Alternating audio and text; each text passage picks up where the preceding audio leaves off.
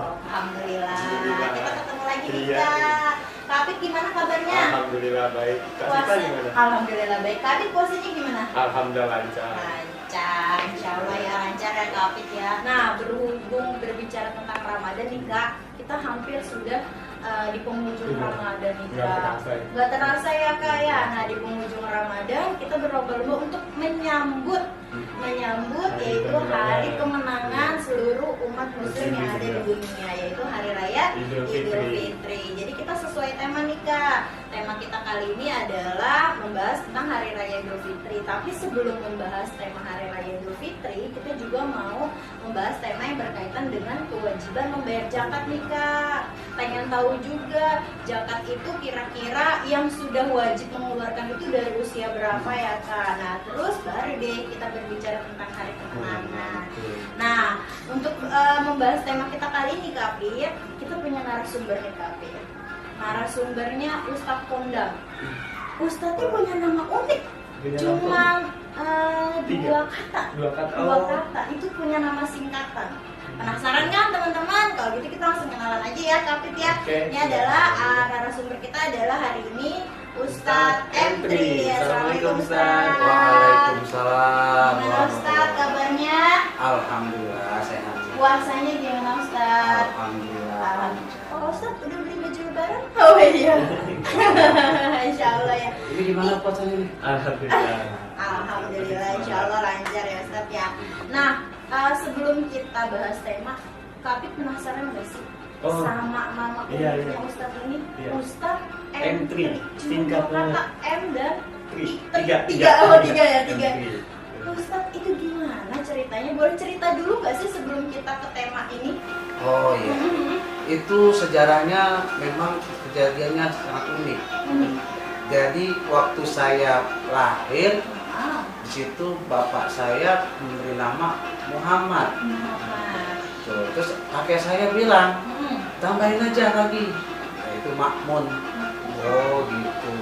Terusnya pas saya masuk ke bangku SD, saya waktu itu baru kelas 1 mau disekolahkan.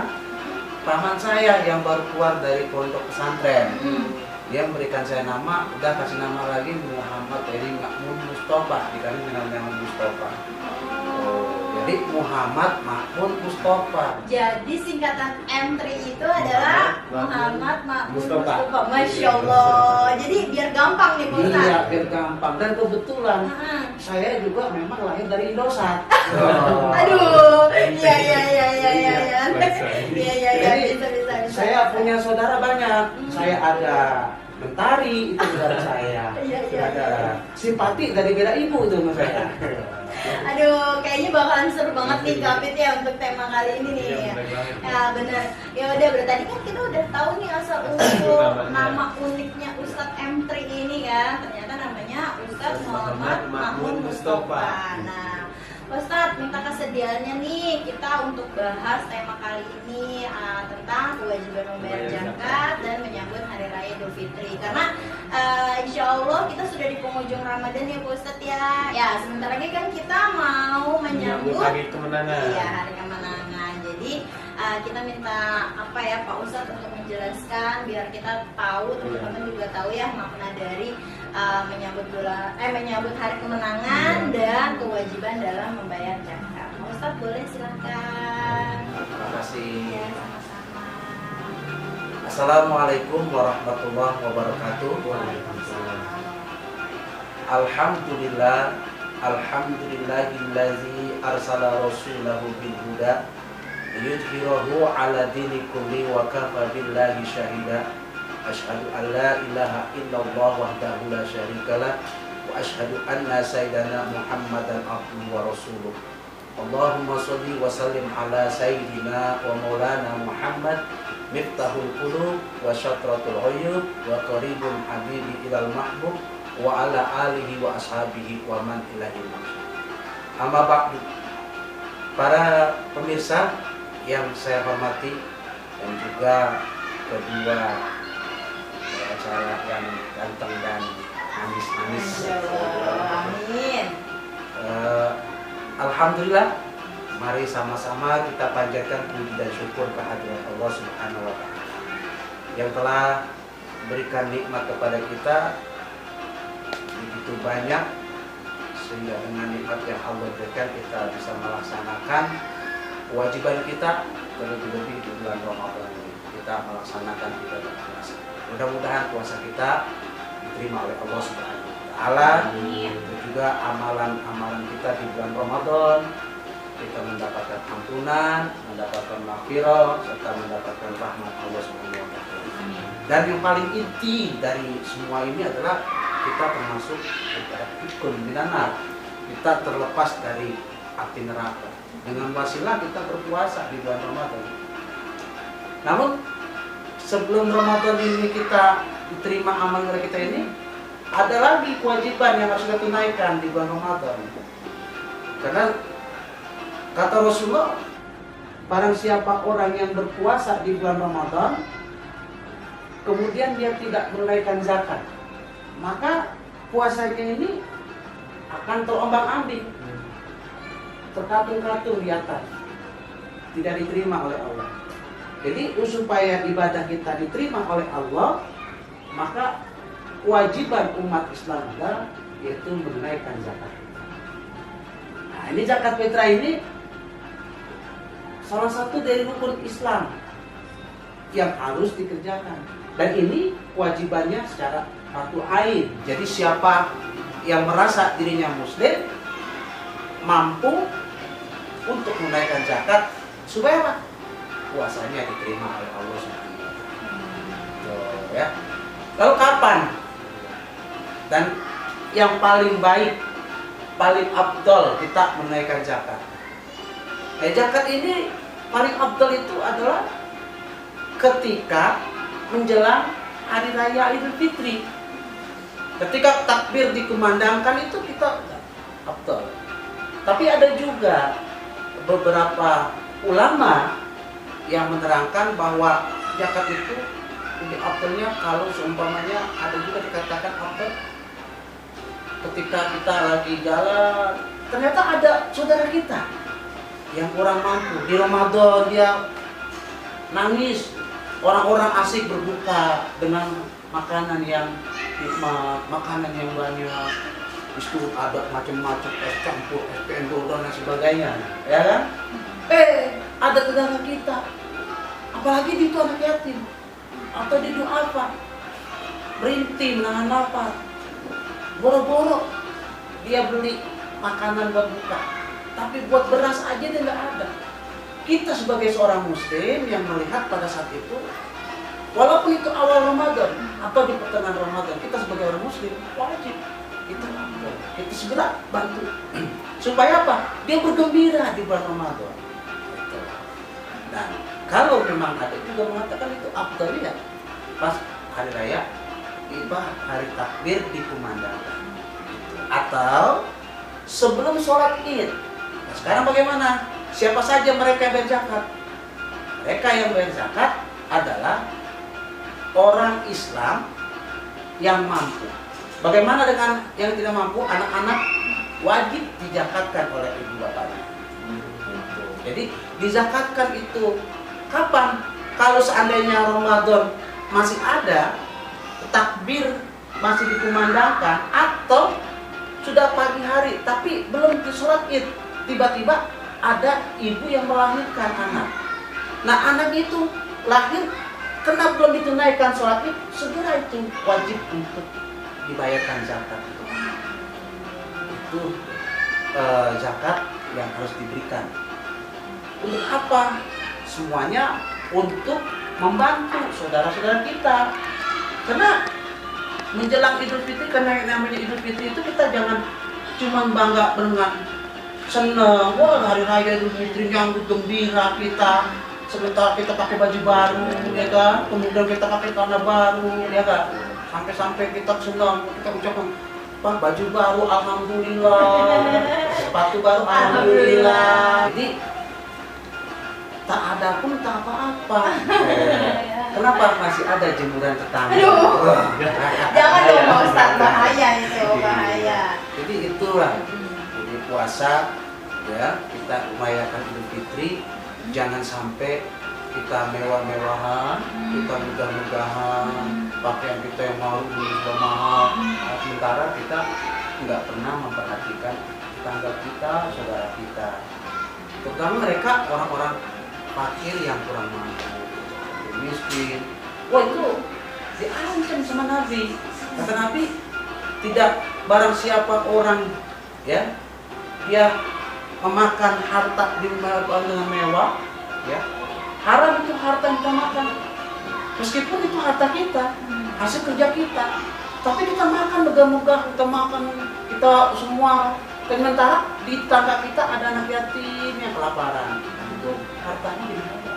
Kenapa? Karena tidak ada rasa kepekaan. Makanya Idul Fitri, momen Idul Fitri, jangan kita itu jadikan momen untuk saling pamer, membanggakan, ya. Tapi jadikan Idul Fitri itu kan katakan Idul, artinya kembali, fitrah artinya suci. Kita kembali suci.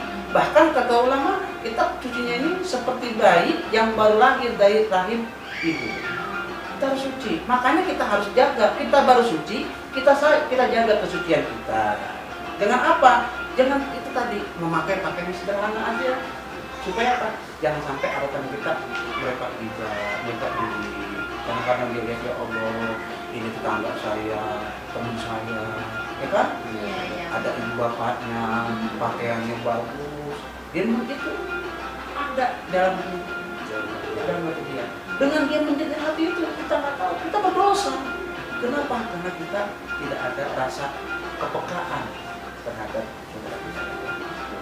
Makanya sebelum Idul Fitri, umat Islam mewajibkan kita untuk bayar zakat kepada siapa? Saudara kita yang kita. Inilah kehebatan, keberkahan daripada bulan Ramadan.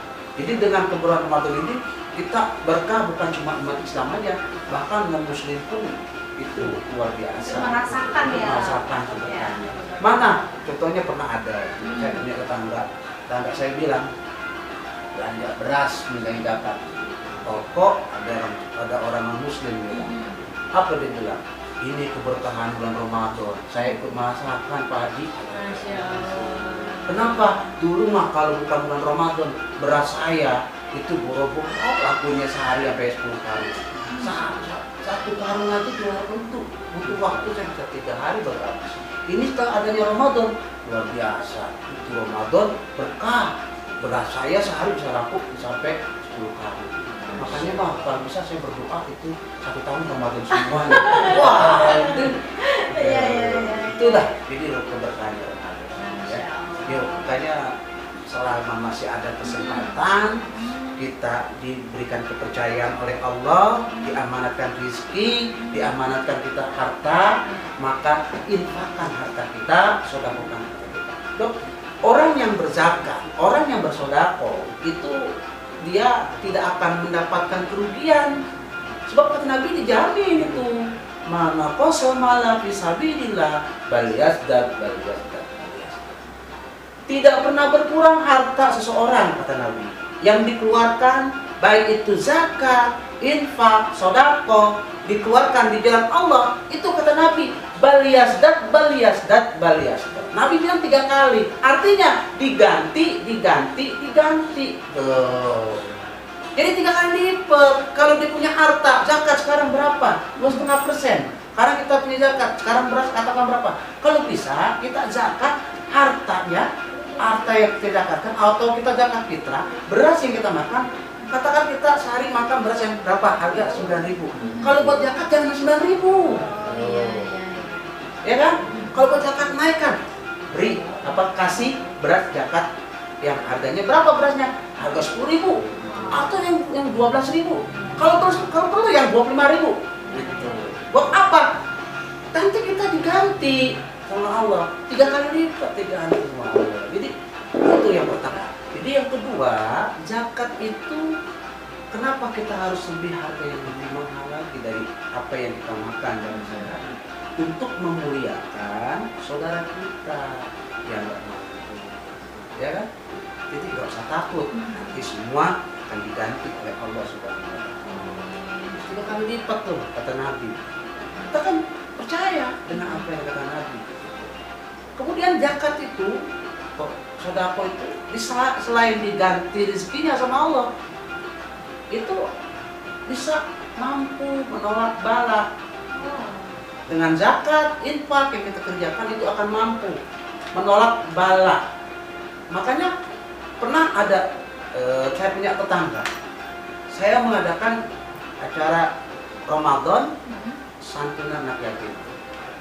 Beliau memberikan saya uang, ini Ustaz buat anak yatim. Saya buka itu 500.000. Setelah dia berikan uang kepada saya berikan pada anak yatim, saya santuni pada anak yatim. Pada 3 hari kemudian terjadi musibah dengan dirinya. Ya, terjadi tabrakan di tol beruntun. Ini secara akal nggak akan mungkin terjadi, nggak akan mungkin orang ini selamat, karena dia berada posisi tengah-tengah. Tapi begitu dia cerita dengan saya, alhamdulillah, Ustadz saya juga bingung, kok bisa saya nggak ngapa-ngapa, dan mobil itu hanya rusak bagian belakangnya, depannya nggak apa-apa. Apa kata dia? Ini kenapa bisa begini? Karena janji Nabi, ala inna sodako bala, sodako menolak bala. Jadi terselamatkan dia dengan banyak bersodako. Coba kalau bapak tadi gak bersodako, saya bilang mungkin bisa masuk rumah sakit dan biaya lebih besar. Karena dengan sodako bapak ditolak balanya, ditolak semua itu oleh Allah Subhanahu Wa Taala. Jadi inilah kehebatan rahasia orang-orang yang bersodako. Jadi kalau bisa, kalau kemarin Ramadan kita sodakonya kebanyakan yang kecil-kecil dulu ya, karena sekarang orang banyak bilang, Ustaz sodako yang kecil yang penting ikhlas. Ditanya ikhlasnya berapa? Ikhlasnya 2.000. Yo, 2.000 mulu. Sekarang kita tanya deh, kadang ada tangga gitu pernah bilang sholat Jumat, di kantong kita ada 100.000, ada 50.000, ada 20.000, ada 5.000, ada 2.000. Begitu sholat Jumat atau tak amal lewat, yang dicari yang mana? Biasanya paling kecil ya, Bro ya. Kecil. Yang dicari apa? 2.000. Padahal katanya pengen diganti 3 kali lipat. Kalau 2.000 diganti, emang Nabi itu terganti 3 kali lipat. Karena 2.000 jadi 6.000. Tinggal dikali 3 ya. Iya. Makanya lebih besar lah zakat, lebih besar kita berinfak, gantinya lebih besar pada Allah Subhanahu Wa Taala. Sebab rezeki itu seperti kita mancing ikan mas.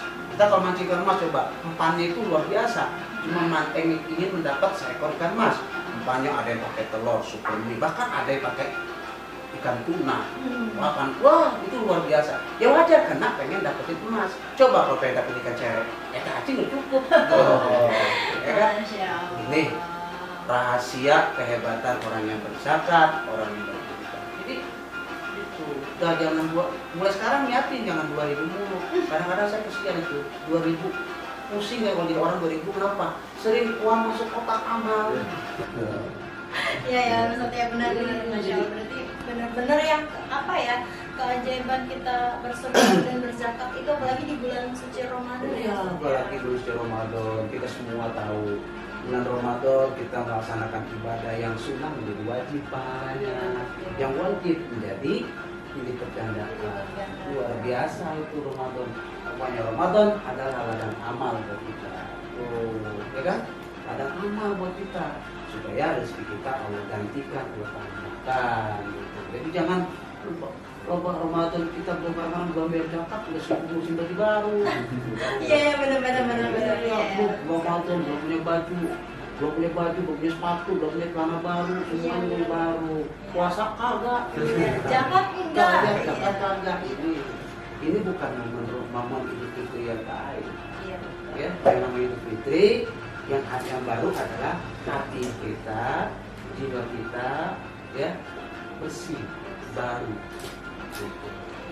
Kemarin malas ibadah, lebih giat lagi ibadah setelah Ramadan. Kemarin kita nggak mau menunaikan zakat, bayarkan zakat. Nah ini, jadi itu kalau kita ingin rezeki bertambah, rezeki diganti, perbanyak kita berinfak, apalagi kita dikatakan bulan Ramadan. Ya, itu kan berbicara tentang membayar kewajiban membayar zakat ya Pak ya. Ustaz tadi juga sudah menjelaskan panjang itu maknanya, kelebihannya, keajaibannya, bahkan menurut saya itu Kak, itu banyak sekali ya Ustaz ya. Setelah kita berbicara kewajiban membayar zakat Ustaz, terus kita akan menyambut hari raya kemenangan, hari raya Idul Fitri. Seperti tadi Ustaz sudah bilang, Idul dan Fitri artinya kembali fitrah, kembali suci. Itu identik dengan, saya penasaran, ketika Idul Fitri identik dengan bermaaf-maafan ya Ustaz ya. Nah, apakah setelah kebanyakan setelah kita kayak bermaaf-maafan gitu di hari raya, di momen Idul Fitri, dosa-dosa kita terhadap orang lain itu bagaimana sih Pak Ustadz? Apakah memang ketika di momen itu semua dosa itu katanya terhapus ya Ustadz ya? Itu saya masih penasaran gimana sih Ustadz itu penjelasannya. Ya, kalau Idul Fitri saling maaf memaafkan, Iya. itu memang dosa kita kepada manusia sudah terhapuskan. Dosa kita dengan manusia ya. Iya. Dan sebenarnya kita saling maaf-maafkan itu bukan hanya di Idul Fitri saja. Di kapanpun kita selain Idul Fitri, kalau kita merasa salah, bahkan kita itu sebelum puasa udah diajarkan tuh Nabi supaya ibadah puasa kita diterima afdol. Itu makanya kita disuruh sebelum menjelang Idul Fitri, sebelum Ramadan. Ini bukan Nabi ngajarin kita bukan pas Idul Fitri saja. Sebelum masuk Ramadan kita udah disuruh. Mana? Ulama mengajarkan kepada kita itu pertengahan bulan Sya'ban yang disebut dengan nisfu Sya'ban, ya kan? Kita nisfu Sya'ban datang ke rumah, dari rumah ke masjid, kumpul sama-sama. Ya, kita baca Yasin 3 kali balik. Itu tujuannya apa? Karena itu ada ulama menjelaskan itu hari di mana amalan-amalan kita distor oleh malaikat kepada Allah Subhanahu wa taala. Itu amalannya. Kemudian apalagi selain itu? Kena dengan Sya'ban ini momen kita, kata Nabi, disuruh kita sebelum Ramadan datengin saudara kita. Dulu kalau orang-orang Betawi gitu, kalau Ramadan mereka udah siap-siap semua, dia rapikan rumahnya. Kemudian kalau belum ada saudara yang belum dikunjungin, itu terasa berat. Kenapa? Takut amalannya ditolak karena punya salah dengan keluarga, dengan tetangga, dengan saudara. Makanya kalau kita datengin satu-satu kan nggak mungkin. Apalagi zaman sekarang orangnya kan semua serba sibuk, ya kan? Makanya dengan adanya bulan Sya'ban, nisfu Sya'ban, dikumpulkan kita ulama, kumpul di masjid berjamaah. Kenapa? Karena faedahnya banyak banget itu, banyak banget di bulan Sya'ban. Kita bisa sholat isya berjamaah, bisa sholat maghrib berjamaah. Hadisnya ada bagaimana kita berjamaah. Man sholat isya berjamaah tidak akan nama bismillah. Seorang sholat isya berjamaah pahalanya seperti orang yang sholat setengah malam. Kira-kira kalau aku sanggup? Sanggup gak? Belum sanggup kayaknya ya, belum sanggup. Belum, mungkin belum, insya Allah ya. Kakak gue saya di sanggup. Iya benar-benar. Jangankan itu sholat isya kita sholat setengah malam. Kadang-kadang sholat tarawih aja kita masih dilihat dulu imamnya siapa. Ya kan? Apalagi yang rumahnya deket musola. Asal udah isya ngapain? Bukan musola, ngintip dulu. Lihat dulu ya. Imamnya siapa? Oh ini dia. Kenapa? Enggak. Kenapa? Temennya ada yang nawarin, sholat tepat gua aja yuk. Ngapain? Sholat tarawihnya kenapa? Imamnya keren, cepet, ekspres. Fatihah satu napas. Nah ini, gitu. Apalagi anak muda, cari gitu. Temen nawarin lagi, tempat gua apa lagi? Ngepak imamnya nggak napas. Masya Allah. Ustaz. Jadi tidak hanya identik dengan hanya hari raya saja ya Ustaz ya, sebenarnya identik maaf-maafkan. Terus gimana nih Ustaz ketika katakanlah ada 2 orang tetangga, entah mungkin karena salah satu permasalahan apa yang kita tidak tahu gitu kan, tidak pernah tegur sapa gitu Ustaz, tidak pernah tegur sapa. Ketika di momen Hari Raya Idul Fitri itu pun ya sekedar salaman, minta maaf sudah. Tapi selebihnya setelah sudah selesai maafan gitu, tapi tidak tegur sapa lagi, itu bagaimana Ustaz? Itu ibadah puasanya ditolak oleh Allah Subhanahu wa taala.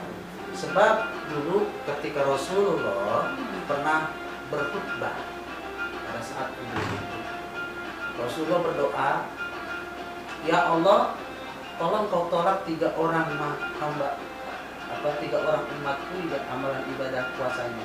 Siapa mereka? Yang pertama, seorang istri yang durhaka kepada suami belum minta maaf, maka ditolak. Yang kedua, siapa? Seorang anak yang durhaka kepada ibu bapaknya, dia belum sempat minta maaf, dia nggak minta maaf pada orang tuanya, maka ditolak. Bahkan yang ketiga, seorang muslim dengan muslim, ketika dia bulan Ramadan, masuk Ramadan, nggak saling maaf-maafan. Jadi masuk Ramadan itu nggak saling maaf-maafan. Jadi kalau dia maafkan, ditolak amal ibadahnya. Makanya maaf itu harus sampai ke hati. Jangan cuma maafin. Cuma sekedar Iya, besokannya begitu lagi.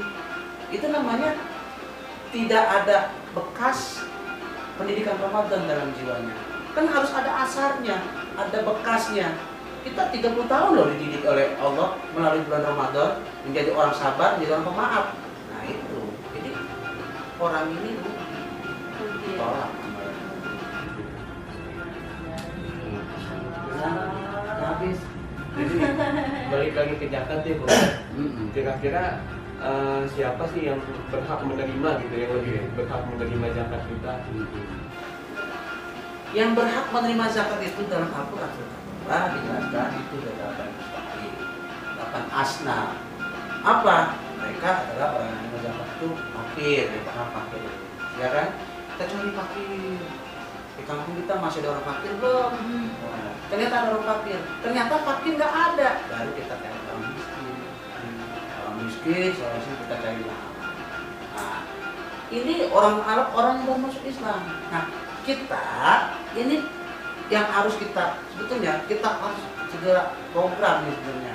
Jangan dari tahun ke tahun terima zakat mulu. Gitu seharusnya sebenarnya. Bagaimana caranya? Ekonominya harus kita bantu, kita didik, kita ajarkan. Ini kita di kalangan kita ini banyak banget setiap tahun muzaki nggak berubah-berubah, orangnya itu lagi. Ada orang mu'alaf seumur hidup menerima zakat dulu.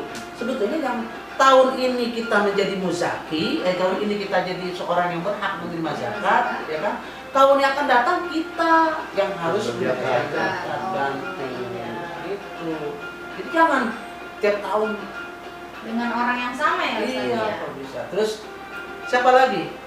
Tapi ke-8 asnaf itu hamil yang mengumpulkan zakat, ya kan?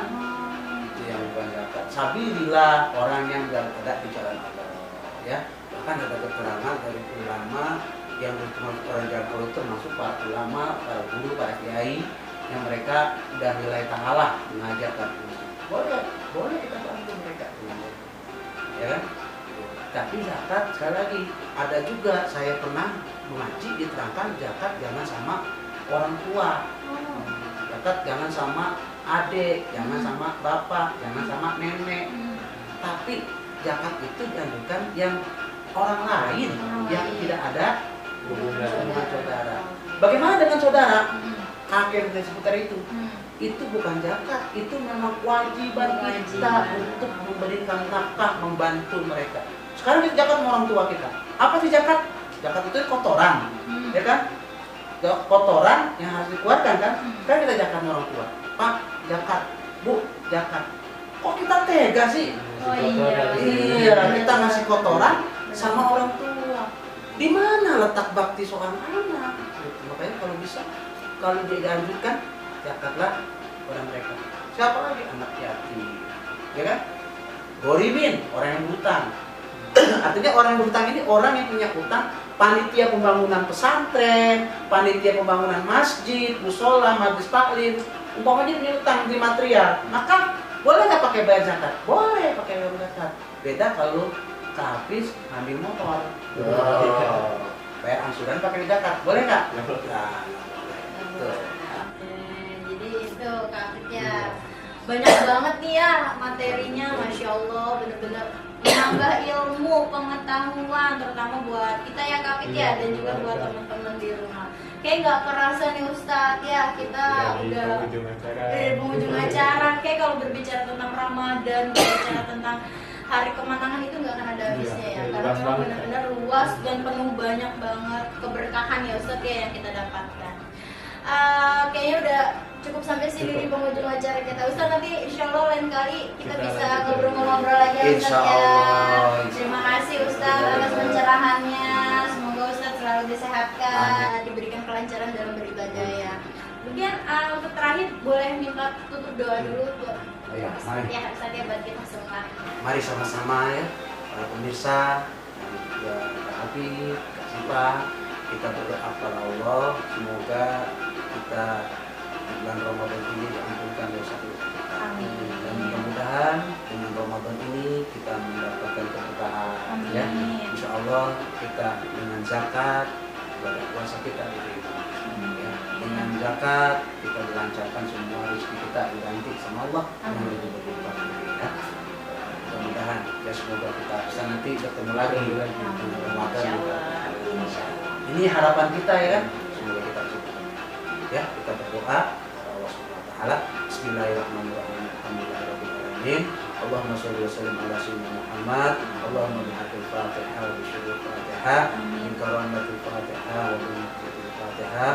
Tahlana abadul khair wa ja'alna min ahlil khair wa khtim lana bil khair ya farijahan ya kasifallah ya man bi abdi yaqirham da'wahum bi salam subhanahu wa ta'ala salam wa akhiru da'wana alhamdulillahi rabbil alamin. Terima kasih Ustaz. Nah, teman-teman, alhamdulillah podcast Ramadan kita kali ini banyak banget manfaatnya ya Kak. Ya, sekian materi kita kali ini di podcast Ramadan kita. Semoga bermanfaat apa yang sudah disampaikan oleh narasumber kita, bermanfaat untuk kita semua. Ya, jangan lupa untuk apa Kak? Like Dan dan subscribe channel YouTube SMK Yapa Depok. Dan jangan lupa kita punya salam nih Kak. Salam apa? Salam Ramadan sehat. Kami akhiri wabillahi taufiq wal Wassalamualaikum warahmatullahi wabarakatuh.